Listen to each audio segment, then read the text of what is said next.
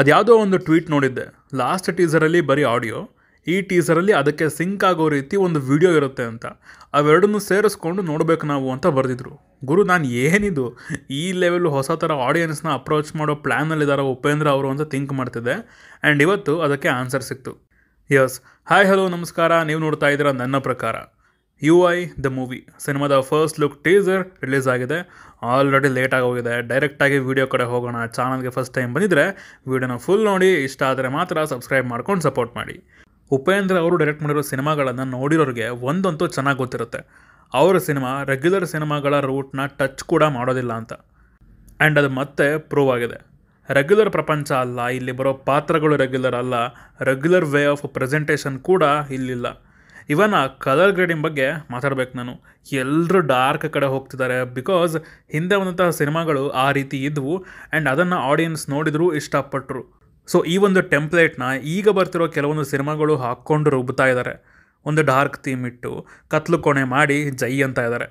And ಅದನ್ನ ನೋಡಿ ಆ ರೂಟ್ನಲ್ಲಿ ಟ್ರಾವೆಲ್ ಮಾಡಿದ ನಮಗೆ ಈ ಟೀಸರ್ ಒಂದು ಹೊಸ ಫೀಲ್ ಕೊಡ್ತು, ಹೊಸ ಬಣ್ಣಗಳು ಕಂಡ್ವು.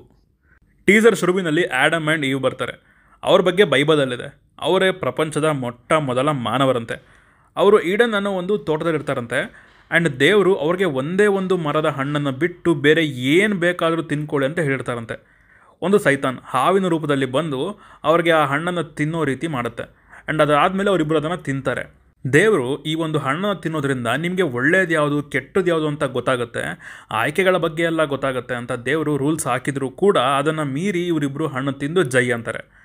ಅದಕ್ಕೆ ದೇವರು ಶಾಪ ಕೊಟ್ಟು ಅವ್ರನ್ನ ಈ ಈಡನನ್ನು ಒಂದು ಲೋಕದಿಂದ ಹೊರಗೆ ಕಳಿಸ್ತಾರೆ.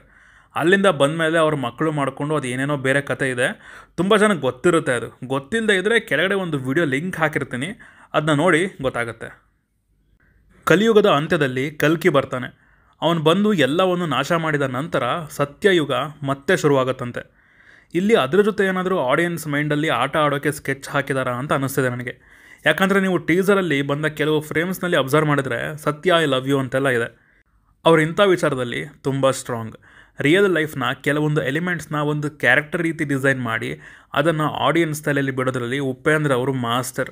ಸೊ ಇಲ್ಲಿ ಆ ತರಹದ ಸುಮಾರು ಕ್ಯಾರೆಕ್ಟರ್ಗಳನ್ನು ನಾವು ನೋಡ್ಬೋದು. ಟೀಸರ್ ಮೇಲ್ಮೇಲಲ್ಲಿ ಹೇಳೋ ಕತೆ ಇಷ್ಟೇ. ಆ್ಯಡಮ್ ಆ್ಯಂಡ್ ಈವ್ ಮಾನವ ಕುಲನ ಶುರು ಮಾಡಿದರು. ಅದಾದಮೇಲೆ ಈಗಿನ ಪ್ರೆಸೆಂಟ್ ಜನ್ರೇಷನ್ ಅಥವಾ ಮುಂದೆ ಯಾವುದೋ ಒಂದು ಕಾಲದಲ್ಲಿ ಕಲಿಯುಗದಲ್ಲಿ ದುಷ್ಟರು ಮುಕ್ಕಳರೆ ಮೆರಿತಾ ಇದ್ದಾರೆ. ಅಂಥ ಟೈಮಲ್ಲಿ ಒಬ್ಬ ಬರ್ತಿದ್ದಾನೆ. ಜನಗಳೆಲ್ಲ ಅವನ ಆಗಮನನ ಆಡಂಬರದಿಂದ ಆಚರಣೆ ಮಾಡ್ತಾ ಇದ್ದಾರೆ.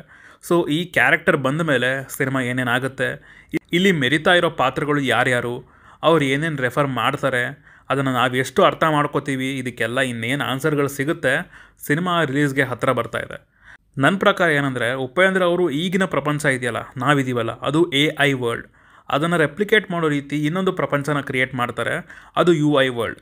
ಹಾಗೂ ಅವರು ಈ ಪ್ರಪಂಚನ ದಾರಿಗೆ ತರಬೇಕು ಅಂದ್ಕೊಂಡಿದ್ದಂತಹ ರೂಟ್ನ ಆ ಪ್ರಪಂಚದಲ್ಲಿ ತೋರಿಸಿ ನಮಗೆ ಅರ್ಥ ಮಾಡಿಸೋಕೆ ಏನಾದರೂ ಸ್ಕೆಚ್ ಹಾಕಿದಾರಾ?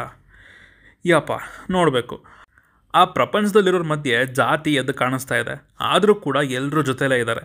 ಅವ್ರನ್ನ ಕಂಟ್ರೋಲ್ ಮಾಡ್ತಿರೋ ಕೆಲವು ಕ್ಯಾರೆಕ್ಟರ್ಗಳು ಕಾಣಿಸಿದೆ. ಆ ಕ್ಯಾರೆಕ್ಟರ್ಗಳ ಮೇಕ್ ಓವರೇ ಒಂಥರ ವಿಚಿತ್ರವಾಗಿದೆ.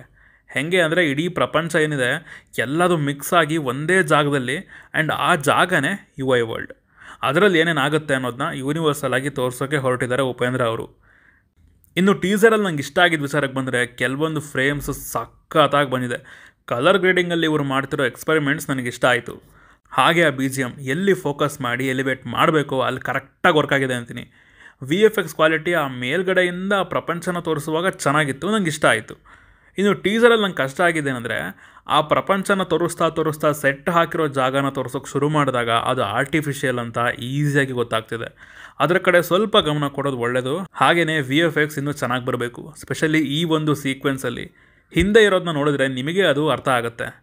ಓವರಾಲ್ ಆಗಿ ಸಿನಿಮಾನ ಒಂದು 3 ಸಲ ನೋಡಿ ಅರ್ಥ ಮಾಡ್ಕೊಳ್ಳೋಕ್ಕೆ ನಾನಂತೂ ಕಾಯ್ತಾ ಇದ್ದೀನಿ. ಹೆವಿ ಬಜೆಟ್ ಹಾಕಿದರೆ ಸಿನಿಮಾಗೆ. VFX ವರ್ಕ್ ಇನ್ನೂ ಬ್ಯಾಲೆನ್ಸ್ ಇದೆ. ಈಗಲೇ ಅದ್ರ ಬಗ್ಗೆ ಕ್ವಾಲಿಟಿ ಬಗ್ಗೆ ಜಾಸ್ತಿ ಮಾತಾಡೋಕ್ಕಾಗಲ್ಲ. ಜಸ್ಟ್ ಈ ಟೀಸರಲ್ಲಿ ಕಾಣಿಸಿದ್ನ ನೋಡಿ ನನ್ನ ಒಪಿನಿಯನ್ನ ಹೇಳಿದ್ದೀನಿ ಅಷ್ಟೇ. ಸೊ ಹೇಗನ್ನಿಸ್ತು ಈ ವಿಡಿಯೋ? ಟೈಮ್ ಕಮ್ಮಿ ಇದ್ದರೂ, ಸ್ವಲ್ಪ ಬ್ಯುಸಿ ಇದ್ದರೂ ನನ್ನ ಒಪಿನಿಯನ್ನ ನಿಮಗೆ ತಿಳಿಸ್ಬೇಕು ಅಂತ ಈ ವಿಡಿಯೋ ಮಾಡಿದ್ದೀನಿ.